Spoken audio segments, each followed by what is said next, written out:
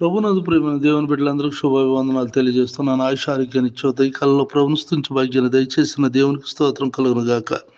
నిశ్చయముగా ఆయన నీ యందు శ్రద్ధ నిలిపి నీ నీతికి తగినట్లుగా నీ నివాస స్థలమును వర్ధల చేయను. యోబు గ్రంథం 8వ అధ్యాయము 6వ వచనం. ప్రార్థన. కృపగలిగిన మా తండ్రి, దయగలిగిన ప్రభా, నీకు వందనాలు చెల్లిస్తున్నాను నాయన. నీ నీతికి తగినట్లుగా నేను నివాస స్థలాన్ని వర్ధల చేస్తాను అన్నది మీరు నిశ్చయముగా నాయన ఈ ప్రార్థనలో పాల్గొంటున్న నీ బిడ్డలందరినీ నాయన వర్ధల చేయమని, దీవించమని, దేవుళ్ళతో నింపమని ప్రార్థిస్తున్నాను. నీ కృపతో నింపండి. బిడ్డలు ఇంట్లో నుండి బయటకు వెళ్తున్నా, బయట నుండి ఇంటికి వస్తున్న కాపుదల భద్రతలో ఉంచు.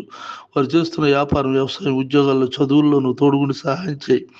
మేళ్ళతో నింపు తండ్రి. నాయన సంతానం లేని వారికి సంతానం దయచేయండి. వివాహాలు జరగవలసిన బిడ్డలకు మంచి సంబంధాలను సమకూర్చి వివాహాలు జరిగించండి నాయన.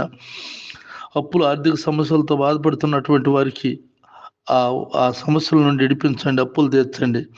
అంతేకాక నాయన వివాహాలయ్యి మరి సంతానం లేని వారికి మంచి సంతానం దయచేయండి నాయన. గర్భిణీ స్త్రీలకు సుఖప్రసవం దయచేయండి. వృద్ధాప్యంలో ఉన్న వారికి మంచి ఆరోగ్యం దయచేయండి. ఉద్యోగాల కొరకు ఎదురు చూస్తున్న యవనస్తులకు మంచి జాబులను దయచేయండి.